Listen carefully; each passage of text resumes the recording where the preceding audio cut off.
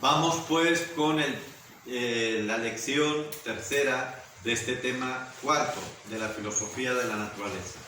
Decíamos que uno de los grandes retos, de los principales, no crean que es secundario, que tenemos hoy los cristianos católicos principalmente, y digo católicos porque el mundo protestante se sostiene precisamente en el dualismo. Es decir, para él el dualismo no solo no es problema, sino que el dualismo para el mundo protestante es uno de sus principios básicos. Lo fomentan, por lo tanto. En cambio, el catolicismo propone superar el dualismo, no para caer en un monismo. Cuidado, de esto también hablaremos. El monismo, sea espiritual o sea materialista, es igual de equivocado que el dualismo, sino que nosotros proponemos una integración de lo material y lo espiritual, respetando la dinámica de cada uno, la legítima realidad de cada uno, pero siempre en unión. ¿Y cómo superar este dualismo? Pues primero hay que entenderlo, de qué estamos hablando, ¿no? El dualismo contemporáneo, que sobre todo nace con Descartes, René Descartes, luego vamos a hablar un poquito más de su teoría, que en realidad no es que sea el primero en plantear el dualismo, además él no lo hace de una manera explícita, pero como consecuencia de sus teorías viene esta extensión prácticamente universal del dualismo contemporáneo. Y digo que no es enteramente original porque antes de él ya hemos visto en temas anteriores, en el segundo y sobre todo en el tercero, hemos visto cómo ya había corrientes dualistas. En concreto, en la cultura occidental, que es la que hoy predomina a nivel mundial, aunque está en un declive clamoroso, pero en la cultura occidental, en los siglos XII y XIII, tuvieron mucha fuerza corrientes dualistas que tenían origen en Oriente. Siempre la cultura oriental ha sido propensa al dualismo. Cuando digo oriental me refiero sobre todo de Asia. Siempre ha sido propensa al dualismo porque el dualismo es una forma de explicar la realidad de manera muy, digamos, ingenua, muy simple. Y como en Asia el cristianismo empezó por Asia el cristianismo, de hecho, porque Tierra Santa, Palestina, es Asia y se extiende primeramente por allí, pero por razones providenciales no arraigó tanto como en Occidente, y debido a eso no se superó el dualismo que era anterior al cristianismo, esa interpretación ingenua de la realidad que viene a decir simplemente hay un principio bueno, que es lo divino, y hay un principio malo, que sería, llámenlo demonio o Dios malo, como quieran llamarlo, porque depende, y ambos son prácticamente con el mismo poder, uno positivo y otro negativo, y luchan, y entonces lo malo se concreta en lo material y lo bueno en lo espiritual, en la iluminación interior. Ese es el dualismo básico que existe prácticamente, yo diría, pues desde el origen del hombre. El hombre, cuando se pregunta ¿y por qué hay mal en el mundo? Pues porque hay un ser divino, aunque sea malo, pero es divino, es todopoderoso, que ha traído el mal al mundo. Y ese mal se refleja sobre todo en lo externo, en lo material. ¿Y el bien de dónde viene? Pues de otro principio que es bueno, también divino, sobrenatural, y eso se refleja sobre todo en lo espiritual. Esta es, de una manera muy demasiado simplista, el origen del dualismo en la humanidad, que repito es tan viejo como el hombre. Luego ha ido cambiando de acuerdo a las escuelas filosóficas. En Occidente, que es lo que me interesaba decir, en los siglos XII y XIII este dualismo adquiere mucha fuerza después de haber sido superado gracias al cristianismo, que superó pues la tendencia dualista del platonismo, sobre todo del platonismo medio, el neoplatonismo, pues el cristianismo superó ese dualismo, pero vuelve a resurgir después de casi 1000 años, en el siglo XII y XIII, con las corrientes que llamamos albigenses, cátaras, los puros, los que se consideraban puros. Y se consideraban puros porque ellos decían que seguían solo el principio espiritual, despreciando todo lo material, porque lo espiritual era bueno y lo material era malo. Y por eso ellos, por ejemplo, despreciaban, me refiero a los cátaros y a los albigenses, las relaciones sexuales, porque como implica el ayuntamiento, la colaboración de dos cuerpos, pues para ellos eso era despreciable.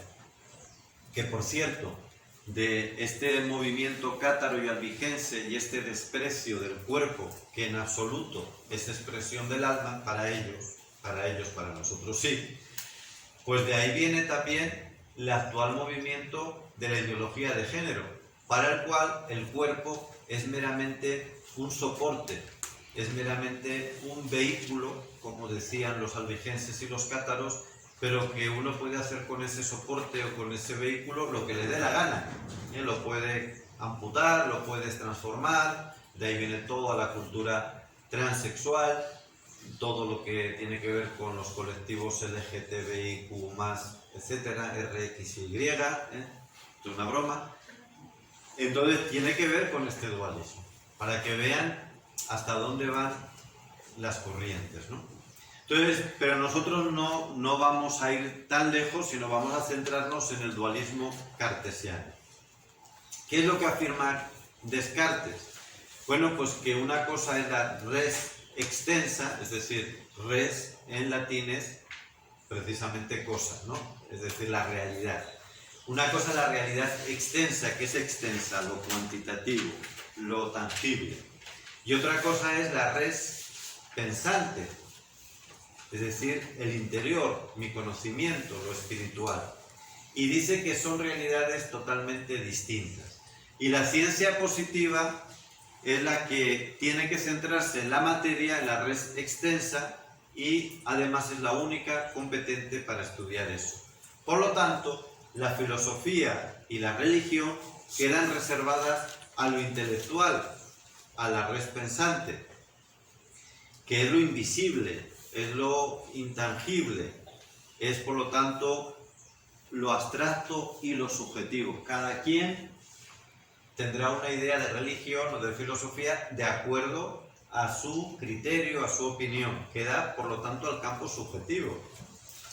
Lo objetivo, lo que realmente se puede decir que es concreto, que es real, es lo que diga la ciencia positiva.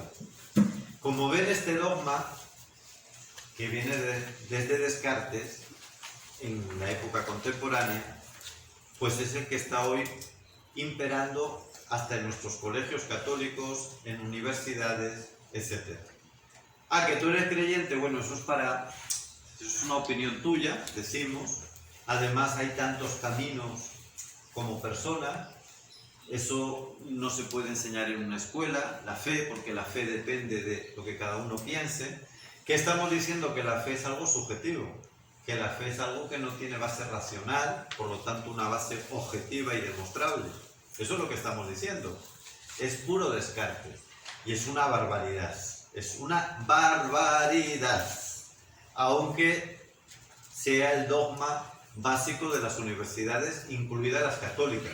Yo he oído a algún vicerrector de una universidad católica decir esto mismo, que se enorgullecía de que en su universidad no había signos cristianos, porque eso era una opción de cada alumno, que él sí fomentaba que pudiese haber alguna actividad religiosa, pero en absoluto eso tenía que intervenir en la enseñanza. ¿Qué está queriendo decir? Que lo que se enseña, es decir, lo objetivo, lo que se transmite, es solamente lo científico positivo y lo religioso no es racional. Tú no puedes llegar a la conclusión de que la fe cristiana es más racional, más verdadera que ninguna otra. Con lo cual queda puramente en el campo de lo que cada quien quiera opinar. Es una barbaridad absoluta, ¿eh? Aunque ustedes digan, pero claro, si lo que usted está diciendo con ironía es lo correcto. No, no. Es una barbaridad. O sea, la fe cristiana es la auténtica, en todos los sentidos, no solo porque lo diga el dogma de la Iglesia. Es dogma porque además no es lo más importante, pero es que además es lo más racional. Digo que no es lo más importante el que sea racional, a eso me refiero. Pero sí que es lo más racional y es lo que mejor se puede demostrar. Y esto habría que enseñarlo en todos los colegios, por lo menos en los católicos y en todas las universidades. Y es la única fe que ha creado buena cultura, que ha creado más racionalidad, más ciencia, y por eso hay que enseñarla, practicarla y fomentarla, si es que amamos de verdad la razón y la historia.